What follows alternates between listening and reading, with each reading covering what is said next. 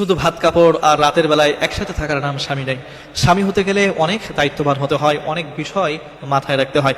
অনেক স্বামী রয়েছে তারা দেখবেন যে স্ত্রীদেরকে মূল্যায়ন করতে চায় না। তারা চিন্তা করে যে স্বামী স্ত্রীকে 3 বেলা তো খাইতে দিচ্ছি, তাকে যে জামা কাপড় রয়েছে সেগুলো দিচ্ছি, রাতের বেলা একসাথে থাকতেছে, আর কি লাগবে স্ত্রীদের।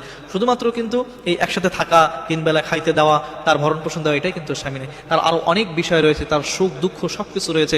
সবকিছু কিন্তু একজন স্বামীর দরকার, যে সে কি করতে চায়, সে কি বলতে চায়, সে কি শুনতে চায়, সবকিছু কিন্তু আপনাকে ফিল করা, তাকে সময় দেওয়া, তার বিষয়গুলো সবকিছু জানা, তাকে সম্মান করা, তার আত্মীয় স্বজনকে সম্মান করা, এগুলো সব বিষয়গুলো আপনাকে জানতে হবে। আর এটার নামই কিন্তু স্বামী।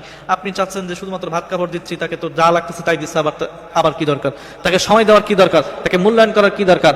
তাকে ছোট করে কথা বলবো, তাকে ইচ্ছা মতন মারবো, তা আমার যা মন চাবে আমি তাই করবো, তাকে সময় দিব না, তার কোনো প্রাধান্য দিব না, তার কথার কোনো মূল্যায়ন করবো না। এটা কিন্তু একজন প্রকৃত স্বামীর বা নেককার স্বামীর গুণ হতে পারে না, বা এর নামই কিন্তু স্বামী না। আর আপনি যখন তাকে শুধুমাত্র আপনার প্রয়োজনে ব্যবহার করবেন, আস্তে আস্তে দেখবেন যে আপনাদের সংসারের ভিতর থেকে আল্লাহ তাআলা বরকত উঠিয়ে নিচ্ছে। আপনার